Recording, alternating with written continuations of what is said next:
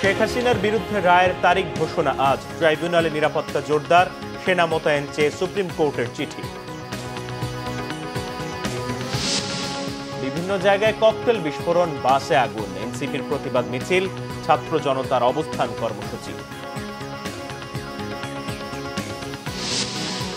গণভোটের আড়ালে পরাজিত শক্তিকে পুনর্বাসনের ষড়যন্ত্র চলছে কিনা প্রশ্ন তারেক রহমানের। বললেন, নির্দিষ্ট দলের এজেন্ডা বাস্তবায়নে জুলাই অভ্যুত্থান হয়নি। জাতির উদ্দেশ্যে আজ ভাষণ দেবেন প্রধান উপদেষ্টা। একটি ঐতিহাসিক নির্বাচন আয়োজনে প্রস্তুতি নিচ্ছে সরকার। কানাডীয় প্রতিনিধি দলের সাক্ষাৎ। দেখছিলেন ক্রাউন সিমেন্ট সংবাদ শিরোনাম, এবার বিস্তারিত। জুলাই হত্যার ঘটনায় ক্ষমতাচ্যুত প্রধানমন্ত্রী শেখ হাসিনা সহ ৩ জনের বিরুদ্ধে মানবতা বিরোধী মামলার অভিযোগে বিচার প্রক্রিয়া শেষে আজ রায়ের দিন নির্ধারণ করা হবে। এই মামলায় সর্বোচ্চ শাস্তি প্রত্যাশা করছে প্রসিকিউশন। রায় ঘোষণার দিন ধার্যকে কেন্দ্র করে ট্রাইব্যুনালে নিরাপত্তা জোরদার করা হয়েছে। ট্রাইব্যুনাল এলাকায় সেনা মোতায়েন চেয়ে সেনা সদরে চিঠি দিয়েছে সুপ্রিম কোর্ট। অভ্যুত্থানের সময় হত্যা, গণহত্যা সহ মানবতা বিরোধী অপরাধের অভিযোগে সাবেক প্রধানমন্ত্রী শেখ হাসিনা, সাবেক স্বরাষ্ট্রমন্ত্রী আসাদুজ্জামান খান কামাল ও সাবেক আইজিপি আব্দুল্লাহ আল মামুনের বিরুদ্ধে করা এই মামলার বিচার প্রক্রিয়া শেষে ৩ অক্টোবর বিচারপতি গোলাম মর্তুজা মজুমদারের নেতৃত্বাধীন ট্রাইব্যুনাল ১ আজ রায়ের তারিখ ধার্যের দিন ঘোষণা করেন। এই মামলায় প্রায় ৯,০০০ পৃষ্ঠার তদন্ত প্রতিবেদন দাখিল করেছে তদন্ত সংস্থা। ২৮ দিনে মোট সাক্ষ্য দিয়েছেন ৫৪ জন এবং ট্রাইব্যুনালের প্রথম কোনো মামলার রাজ সাক্ষী হিসেবে সাক্ষ্য দিয়েছেন চৌধুরী আব্দুল্লাহ আল মামুন। এছাড়া পলাতক আসামিদের পক্ষে আইনজীবীও নিয়োগ দিয়েছে ট্রাইব্যুনাল। প্রসিকিউটর মিজানুল ইসলাম সাংবাদিকদের জানান, কারো নিয়ন্ত্রণাধীন হয়ে নয়, ট্রাইব্যুনাল স্বাধীনভাবে কাজ করছে। ন্যায় বিচারের প্রত্যাশা ব্যক্ত করেন এই প্রসিকিউটর। বিচার প্রক্রিয়া শেষে রায়ের দিন নির্ধারণের অপেক্ষায় শেখ হাসিনা সহ ৩ জনের বিরুদ্ধে করা মানবতা বিরোধী অপরাধের মামলা। প্রায় ৯,০০০ পৃষ্ঠার তদন্ত প্রতিবেদন, শেখ হাসিনার পক্ষে রাষ্ট্রনিযুক্ত আইনজীবী, ২৮ দিনে ৫৪ জনের সাক্ষ্য। ট্রাইব্যুনালের প্রথম রাজসাক্ষী আর এজলাস থেকে বিচার কার্যক্রম সরাসরি সম্প্রচার। কেমন ছিল আলোচিত এই মামলার বিচার প্রক্রিয়া? বিস্তারিত নাবিল জাহাঙ্গীরের প্রতিবেদনে।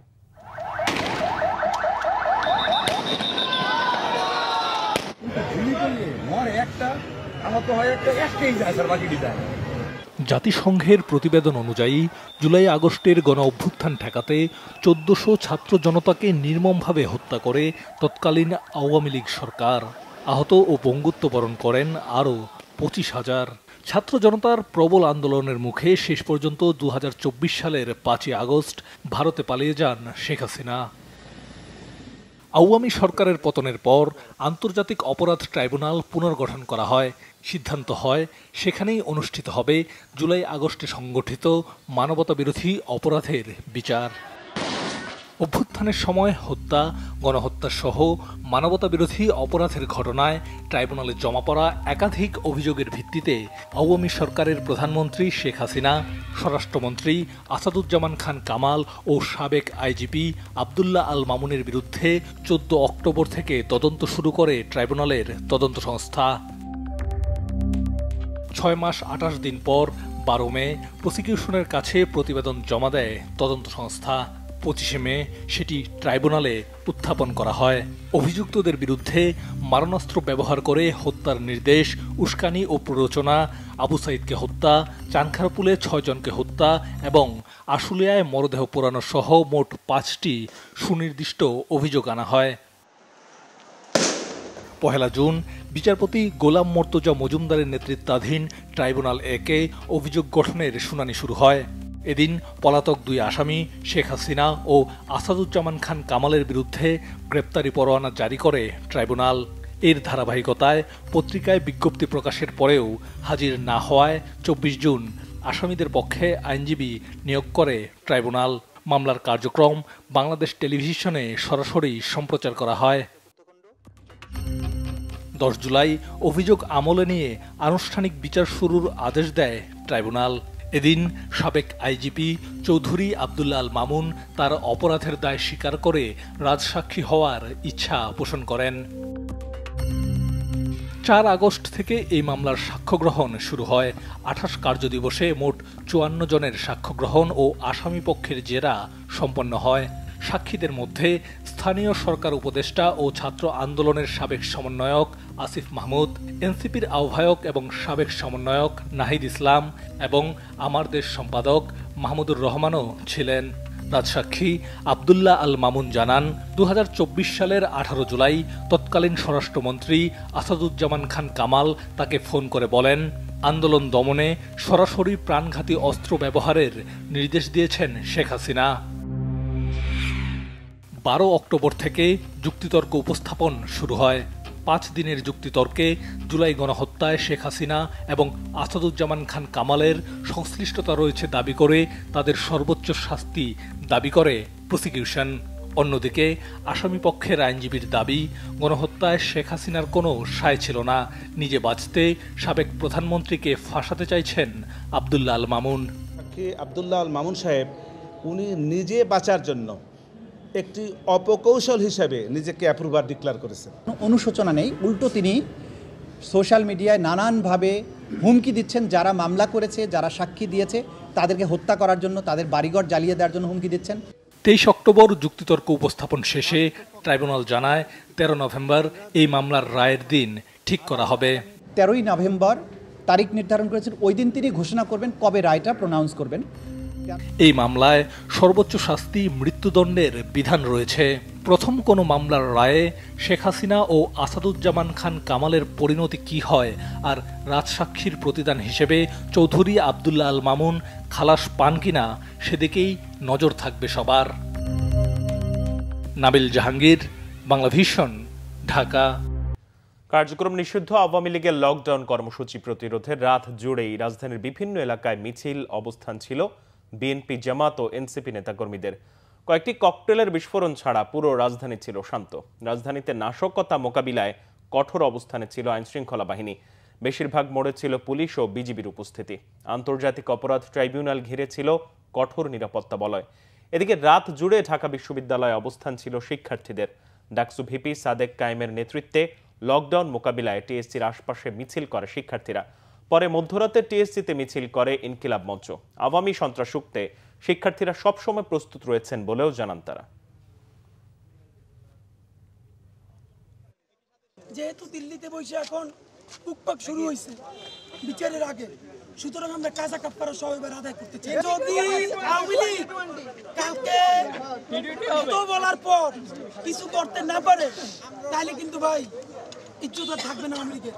হাসিনা ভারত থেকে ভিডিও পাঠাইছে, তাদের নাকি আপা আইতেছে, কিন্তু আমরা খুঁজতেছি কোন থাকলে জানাই যেন গর্ত থেকে কিছু বার হয়েছে। ছাত্র জনতা এই খুনি হাসিনার দূষরদেরকে যেখানে পাবে সেখানে লাল করে দিবে। খুনি হাসিনার যত দূষর আছে বাংলাদেশে তাদের রাজনীতি করার অধিকার নাই। এদেরকে নির্মূল করা হচ্ছে এখন আমাদের মূল দায়িত্ব। এই জায়গায় বিএনপি এক, জামাত এক, বামপন্থী দলগুলোকে আমি এক হওয়ার জন্য অনুরোধ করবো। একই সাথে শিবির ছাত্র দল মাঠে আছে, কালকে সারাদিন আমাদের মাঠে থাকবো এবং আজকে সারা রাত আমরা মাঠে থাকবো। খুনি হাসিনার দূষরদেরকে যেখানে পাওয়া যাবে সেখানে প্রতিরোধ বর্ধিত। কার্যক্রম নিষিদ্ধ আওয়ামী লীগের ঘোষিত লকডাউন কর্মসূচি ঘিরে রাজধানী সহ সারা দেশে সর্বোচ্চ সতর্ক অবস্থায় আইনশৃঙ্খলা বাহিনী। মানুষের জানমালের নিরাপত্তা রক্ষায় সব ধরনের প্রস্তুতির কথা জানিয়েছে ডিএমপি। বুধবার সন্ধ্যায় রাজধানীর ধোলাইপাড়, ঢাকা বিশ্ববিদ্যালয়ের টিএসসি, কারওয়ান বাজারে ককটেল বিস্ফোরণ ও বাসে আগুন দেয় দুর্বৃত্তরা। সন্ত্রাসী কর্মকাণ্ড, নাশকতার বিরুদ্ধে সন্ধ্যায় রাজধানীতে বিক্ষোভ করেছে এনসিপি ও ছাত্রশক্তি। বিস্তারিত শুভ মাহফুজের প্রতিবেদনে। আওয়ামী লীগের ডাকা 13 নভেম্বরের কর্মসূচি ঘিরে 2 দিন ধরে রাজধানীর বিভিন্ন স্থানে নাশকতার ঘটনা ঘটছে। মঙ্গলবার সন্ধ্যায় বাসে আগুন ও রাতে গুলিস্তান, কারওয়ান বাজার সহ একাধিক স্থানে ককটেল বিস্ফোরণের পর বুধবার সন্ধ্যায় রাজধানীর ধোলাইপাড়ে একটি বাসে আগুন দিয়েছে দুর্বৃত্তরা। অনাকাঙ্ক্ষিত পরিস্থিতি এড়াতে বুধবার সকাল থেকে আইনশৃঙ্খলা বাহিনীর পাশাপাশি বিজিবি মোতায়েন করা হয়েছে নগরীর গুরুত্বপূর্ণ স্থানে। বিভিন্ন মোড়ে ও সড়কে বিজিবি ও পুলিশের সতর্ক অবস্থান। নগরের বিভিন্ন এলাকায় ককটেল বিস্ফোরণ ও বাসে অগ্নিকাণ্ডে শঙ্কিত মানুষ।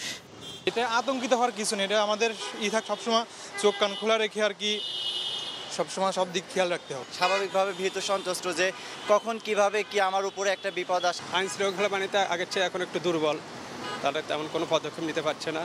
আর গোয়েন্দা যারা আছে তারা তো আসলে সব কিছু জানা উচিত, কিন্তু সেটা তো তারা পারতেছে না। কোথায় কোন জায়গায় হামলা হচ্ছে, কোন জায়গায় আগুন ধরাচ্ছে সেটা তারা জানতে পারতেছে না।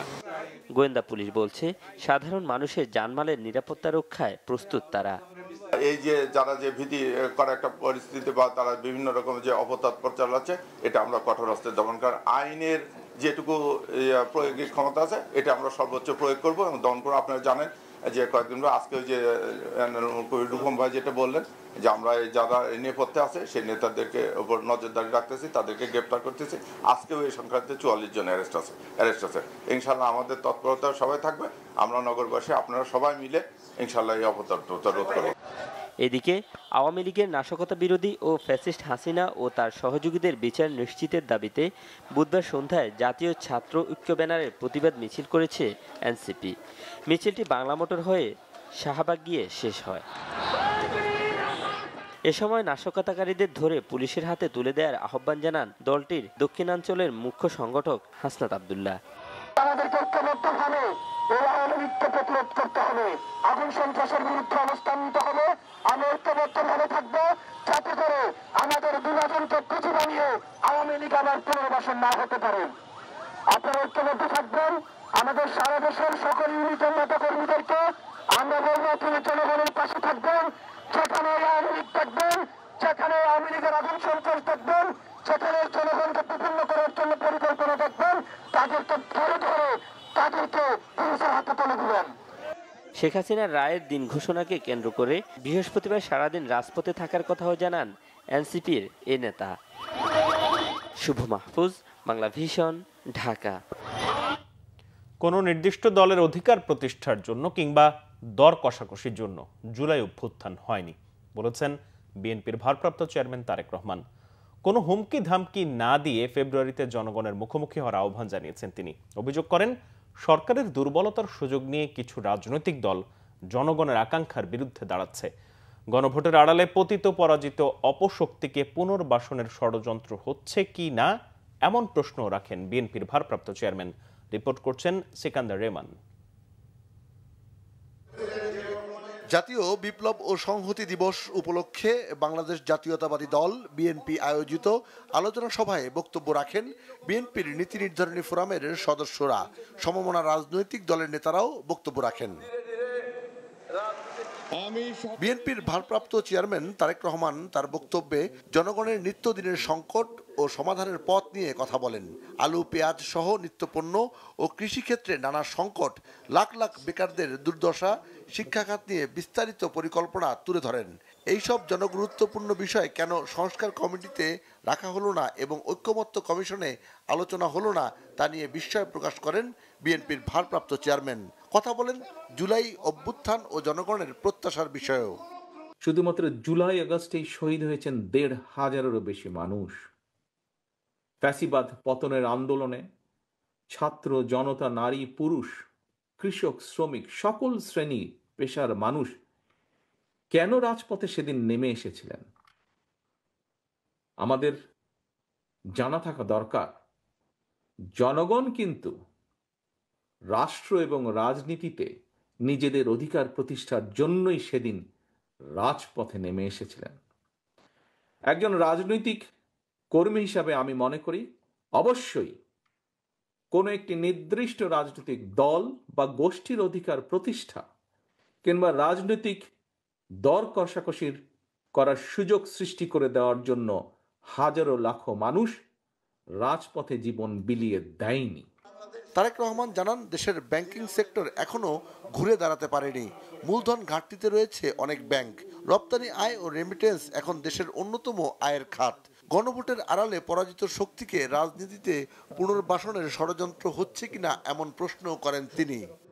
এখনই সবার কাছে স্পষ্ট ফ্যাসিবাদ বিরোধী আন্দোলনে একটা দল ফ্যাসিবাদের নিষ্ঠুরতা থেকে নিজেদেরকে বাঁচাতে গিয়ে, যেটি তাদের বিভিন্ন পর্যায়ের নেতৃবৃন্দ অনেক সময় বিভিন্ন জায়গায় উল্লেখ করেছে, যে নিজেদেরকে বাঁচাতে গিয়ে তারা ফ্যাসিবাদের ছাতার নিচে আশ্রয় নেওয়ার কৌশল অবলম্বন করেছিল। সেই পতিত পরাজিত পলাতক স্বৈরাচার একইভাবে ফ্যাসিবাদ বিরোধী আন্দোলনে থাকা সেই দলটির ছাতার নিচে আশ্রয় নিয়েছে কিনা মনে হয় এটি আমাদের সকলের দেখার বা ভাবার সময় এসছে। গণভোটের আড়ালে পতিত পরাজিত পলাতক অপশক্তিকে রাষ্ট্র রাজনীতিতে পুনর্বাসনের সুযোগ করা দেয়া হচ্ছে কিনা। জুলাই সনদে যা যা সই করেছে বিএনপি তা মেনে চলবে বলেও জানান ভারপ্রাপ্ত চেয়ারম্যান। অন্তর্বর্তীকালীন সরকারের কাছে তিনি প্রশ্ন রাখেন, সরকার কি একটি রাজনৈতিক দলের আকাঙ্ক্ষা বাস্তবায়ন করবে নাকি ফেব্রুয়ারিতে নির্বাচন করবে? দেশের গণতান্ত্রিক সিকান্দার রেমান, বাংলাভিশন, ঢাকা। দেশে সন্ত্রাস দমনে সরকারকে কঠোর ভূমিকা নেওয়ার আহ্বান জানিয়েছে বিএনপি। দলের চেয়ারপারসনের গুলশান কার্যালয়ে ইউরোপীয় ইউনিয়নের রাষ্ট্রদূতের সাথে বিএনপি মহাসচিবের এক বৈঠক শেষে এ আহ্বান জানান বিএনপির স্থায়ী কমিটির সদস্য আমির খসরু মাহমুদ চৌধুরী। বুধবার বেলা 11টায় গুলশানে বিএনপি চেয়ারপারসনের কার্যালয়ে যান ইইউ রাষ্ট্রদূত মাইকেল মিলার। বৈঠকে আগামী নির্বাচন সহ চলমান রাজনৈতিক পরিস্থিতি নিয়ে আলোচনা হয়। পরে ব্রিফিংয়ে আমির খসরু মাহমুদ চৌধুরী বলেন, ফেব্রুয়ারির নির্বাচন নিয়ে কারো মধ্যে কোনো সংশয় নেই। বিএনপির নির্বাচনী প্রস্তুতি কেমন সেই বিষয়ে ইইউ রাষ্ট্রদূত মাইকেল মিলার জানতে চেয়েছেন বলে জানান তিনি। বিএনপির স্থায়ী কমিটির সদস্য আরও বলেন, কারা দেশে সন্ত্রাসী কর্মকাণ্ড চালাচ্ছে তা খুঁজে বের করার দায়িত্ব আইন শৃঙ্খলা বাহিনীর। আওয়ামী লীগ নির্বাচনী রেসে নেই, দেশে নেই। সন্ত্রাসী কর্মকাণ্ড যে কেউ করতে পারে, তবে দেশের মানুষ সচেতন। সন্ত্রাসী কর্মকাণ্ড করে নির্বাচন বাধাগ্রস্ত করার কোনো সুযোগ নেই। নির্বাচন নিয়ে ইউরোপীয় ইউনিয়নের কোনো উৎকণ্ঠা নেই। তারা বাংলাদেশে একটি সুষ্ঠু ও নিরপেক্ষ নির্বাচন চায় বলেও জানান বিএনপির স্থায়ী কমিটির এই সদস্য। যারা নির্বাচনী রেসের মধ্যে নাই, যারা দেশেই নেই, সুতরাং যাদের কর্মকাণ্ড স্থগিত আছে, এরকম ওরা এখন সন্ত্রাসী কর্মকাণ্ড তো অনেকেই করতে পারে। এইগুলো সরকারের দায়িত্ব, সরকার পালন করবে। কারা করছে সরকারকে, তাদের গোয়েন্দা সংস্থা আছে, তাদের আইন শৃঙ্খলা বাহিনী আছে। আমরা আশা করছি সরকার আরও বেশি সচেষ্ট থাকবে, আরও ভালোভাবে এটার মোকাবেলা করতে হবে। তার মাধ্যমেই আমরা নির্বাচনের দিকে যাব। আর এইগুলো নির্বাচনের আগে কেউ সন্ত্রাসী কর্মকাণ্ডের মাধ্যমে নির্বাচনকে বাধাগ্রস্ত করতে পারবে সেটা বিশ্বাস করার কোনো কারণ নেই। আজ দুপুরে জাতির উদ্দেশ্যে ভাষণ দেবেন প্রধান উপদেষ্টা ডক্টর মোহাম্মদ ইউনূস। রাতে প্রধান উপদেষ্টার প্রেস উইং এক সংবাদ বিজ্ঞপ্তিতে এই তথ্য জানায়। জুলাই জাতীয় সনদ ইস্যুতে ফ্যাসিবাদ বিরোধী আন্দোলনে যুক্ত রাজনৈতিক দলগুলোর মধ্যে সাম্প্রতিক সময় দূরত্ব তৈরি হয়েছে।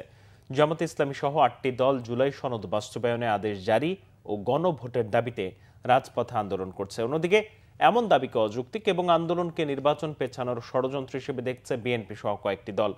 এ বিষয়ে ঐক্যমত্য তৈরির জন্য রাজনৈতিক দলগুলোকে সময়সীমা বেঁধে দেয় সরকার। সরকারের পক্ষ থেকে জানানো হয়েছিল, রাজনৈতিক দলগুলো ঐক্যমত্যে পৌঁছাতে না পারলে জুলাই সনদের ব্যাপারে সিদ্ধান্ত দেবে সরকার। রাজনৈতিক দলগুলো এ বিষয়ে কোনো পদক্ষেপ নিতে না পারায় বিরাজমান অবস্থায় জাতির উদ্দেশ্যে ভাষণ দিতে যাচ্ছেন ডক্টর মোহাম্মদ ইউনূস। প্রধান উপদেষ্টা ডক্টর মোহাম্মদ ইউনূস বলেছেন, নির্বাচনের প্রস্তুতি নিচ্ছে সরকার। জাতির জন্য একটি ঐতিহাসিক মুহূর্ত হবে এটি। তরুণদের নেতৃত্বে অভ্যুত্থানের মধ্য দিয়ে বাংলাদেশ একটি উল্লেখযোগ্য রূপান্তরের মধ্য দিয়ে যাচ্ছে বলে মনে করেন তিনি। কানাডীয় সিনেটর ও 2 পার্লামেন্ট সদস্য প্রধান উপদেষ্টার সাথে সাক্ষাৎ করলে তিনি এই কথা বলেন। কানাডীয় সিনেটর সালমা আতাউল্লাজান ও 2 সংসদ সদস্য সালমা জাহিদ ও সামির জুবেরি বুধবার স্টেট গেস্ট হাউস যমুনায় প্রধান উপদেষ্টার সাথে সাক্ষাৎ করেন। কানাডীয় প্রতিনিধি দল দ্বিপাক্ষিক বাণিজ্য সহযোগিতা আরও জোরদার এবং রোহিঙ্গা সংকট সমাধানের উপায় নিয়ে আলোচনা করেন। এ সময় চলমান সংস্কার প্রক্রিয়া ও ফেব্রুয়ারিতে নির্বাচনের প্রস্তুতির বিষয়ে প্রতিনিধি দলকে বিস্তারিত জানান প্রধান উপদেষ্টা। রোহিঙ্গা ইস্যুতে কানাডার সমর্থনের জন্য তিনি দেশটিকে ধন্যবাদ জানান। ডক্টর ইউনূস বলেন, 8 বছর পেরিয়ে গেছে। রোহিঙ্গাদের নিজ মাতৃভূমিতে প্রত্যাবর্তনই একমাত্র কার্যকর সমাধান, এর বিকল্প নেই। 16 নভেম্বরের মধ্যে গণভোট সহ 5 দফা দাবি না মানলে প্রধান উপদেষ্টার বাসভবন যমুনার সামনে অনির্দিষ্টকালের জন্য অবস্থান কর্মসূচি ঘোষণা করেছে জামাত ইসলামী সহ সমমনা 8 দল। রাজধানীর মগবাজার আলফালাহ মিলনায়তনে আন্দোলনরত দলগুলোর নেতাদের যৌথ সংবাদ সম্মেলনে এই কর্মসূচি ঘোষণা করেন জামাতের নায়েবে আমির মুজিবুর রহমান। তিনি জানান, 13 নভেম্বর ফ্যাসিবাদী শক্তির নাশকতা ও অপতৎপরতা ঠেকাতে রাজপথে অবস্থান নেবে 8 দল। জামাতের এই নায়েবে আমির বলেন, 14 নভেম্বর জুলাই জাতীয় সনদ বাস্তবায়নের আদেশ জারি, জাতীয় নির্বাচনের আগে গণভোট আয়োজন সহ 5 দফা দাবিতে দেশব্যাপী জেলা ও মহানগর পর্যায়ে বিক্ষোভ মিছিল হবে। এছাড়া 16 নভেম্বর বেলা 11টায় আন্দোলনরত 8 দলের শীর্ষ নেতাদের বৈঠক শেষে সংবাদ সম্মেলন করবে দলগুলো। এই সময়ের মধ্যে দাবি আদায় না হলে প্রধান উপদেষ্টার বাসভবন যমুনার সামনে অবস্থান কর্মসূচিতে যাবে 8 দল। আওয়ামী লীগের লকডাউন ঠেকাতে এক হাসনাত আব্দুল্লাহ যথেষ্ট। তার উপস্থিতিতেই এমন আশা প্রকাশ করেন জাতীয় নাগরিক পার্টি এনসিপি নেতা নাসির উদ্দিন পাটোয়ারি। গতকাল বিকেলে ঢাকা রিপোর্টার্স ইউনিটিতে ন্যাশনাল হেলথ অ্যালায়েন্সের কমিটি গঠন ও আত্মপ্রকাশ অনুষ্ঠানে তিনি কথা বলেন। নাসির উদ্দিন পাটোয়ারি আরো বলেন, ৮ দলের আন্দোলন যৌক্তিক এবং সাথে থাকার কথাও জানান তিনি। বলেন, আন্দোলন সফল না করে ঘরে ফিরবেন না, গণভোট হবেই, বিএনপি ১০০ বছরেও গণভোট ঠেকাতে পারবে না বলেও মন্তব্য তার। অনুষ্ঠানে এনসিপি নেতা হাসনাত আব্দুল্লাহ বলেন, শেখ হাসিনার সময়ও মত প্রকাশের স্বাধীনতা ছিল, সেটি ছিল সহমত প্রকাশ। ২০২৪ সালে নির্বাচনে অংশ নেয়া আওয়ামী লীগের স্বতন্ত্র প্রার্থীরা যেন ফেব্রুয়ারির জাতীয় নির্বাচনে অংশ নিতে না পারে, সেই দাবিতে প্রধান নির্বাচন কমিশনারের কাছে স্মারকলিপি দিয়েছে গণ অধিকার পরিষদ। বুধবার বেলা ১১টায় নির্বাচন কমিশন ভবনে সিইসির সাথে সাক্ষাৎ শেষে গণ অধিকার পরিষদের সাধারণ সম্পাদক রাশেদ খান বলেন, ২৪-এর আমি দামি নির্বাচনে যারা অংশ নিয়েছিল তারা যেন কোনোভাবেই আগামী নির্বাচনে অংশ নিতে না পারে, সে বিষয়টি কমিশনকে নিশ্চিত করতে হবে। আর তা না হলে আওয়ামী লীগ পুনর্বাসিত হওয়ার সুযোগ তৈরি হবে বলে আশঙ্কা তাদের। জাতীয় পার্টি সহ ১৪ দল যেন ইসির সংলাপে অংশ নিতে না পারে, সে বিষয়টি নিশ্চিতেরও আহ্বান জানান রাশেদ খান। সংবাদ শেষ করব, ক্রাউন শিরোনামগুলো আরো একবার জানি। শেখ হাসিনার বিরুদ্ধে রায়ের তারিখ ঘোষণা আজ, ট্রাইব্যুনালে নিরাপত্তা জোরদার, সেনা মোতায়েন চেয়ে সুপ্রিম কোর্টের চিঠি। বিভিন্ন জায়গায় ককটেল বিস্ফোরণ, বাসে আগুন, এনসিপির প্রতিবাদ মিছিল, ছাত্র জনতার অবস্থান কর্মসূচি। গণভোটের আড়ালে পরাজিত শক্তিকে পুনর্বাসনের ষড়যন্ত্র চলছে কিনা প্রশ্ন তারেক রহমানের। বললেন, নির্দিষ্ট দলের এজেন্ডা বাস্তবায়নে জুলাই অভ্যুত্থান হয়নি। জাতির উদ্দেশ্যে আজ ভাষণ দেবেন প্রধান উপদেষ্টা। একটি ঐতিহাসিক নির্বাচন আয়োজনে প্রস্তুতি নিচ্ছে সরকার, কানাডীয় প্রতিনিধি দলের সাক্ষাৎ। এই ছিল এখনকার মতো, পরের সংবাদ সকাল 10টায়, এর আগে 9টায় রয়েছে নিউজ টপ 10 দেখার আমন্ত্রণ রইল। এছাড়া বাংলাভিশন সংবাদ ও সংবাদ সংশ্লিষ্ট অনুষ্ঠান দেখতে ভিজিট করুন www.bbnews24.com ও facebook.com/banglavishnnews এবং সাবস্ক্রাইব করুন youtube.com/banglavishnnews। ধন্যবাদ।